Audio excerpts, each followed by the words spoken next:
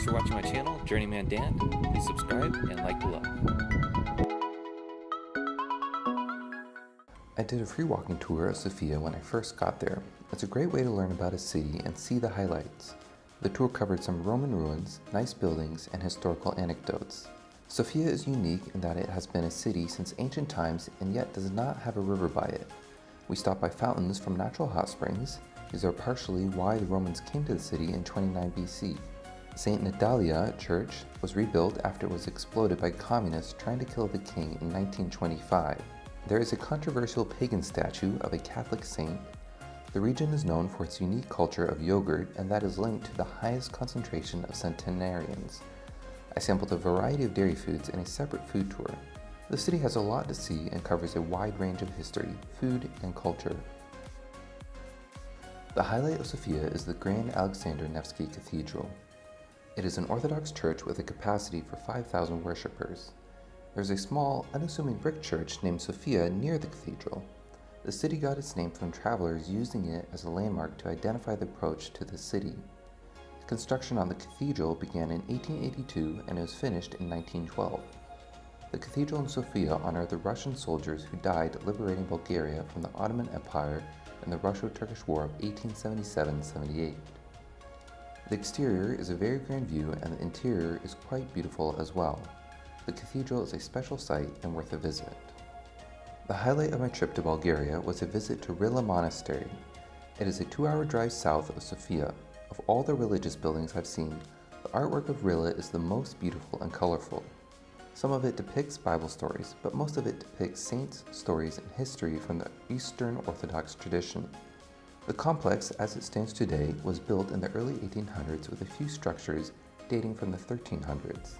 It was first founded during the lifetime of Saint John of Rila.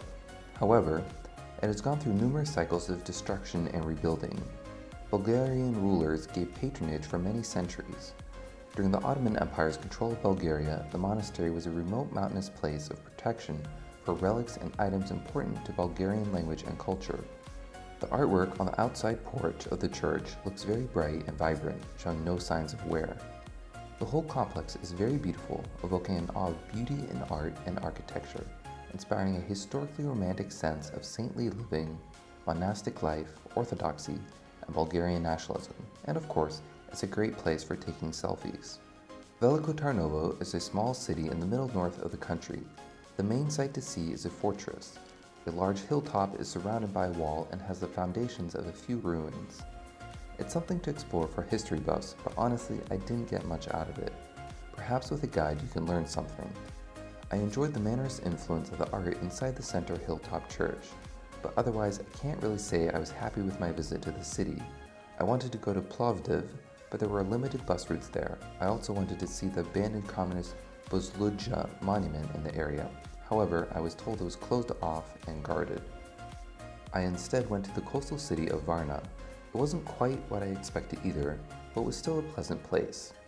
I had seen pictures of beautiful sea gardens.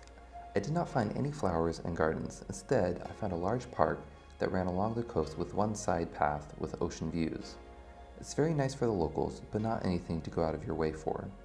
I did enjoy the archaeology museum and the small but very informative naval museum. I recommend seeing them. The city also has a small cathedral that almost looks abandoned from the outside, that has beautiful biblical murals inside. Varna also has a nice beach. I was there out of season and everything was closed up. The city also features ruins of Roman baths. Sofia is worth a visit any time of year. Rila Monastery was the highlight of my whole visit to Bulgaria. Veliko Tarnovo wasn't worth it for me. Varna is nice and probably best visited in spring and summer.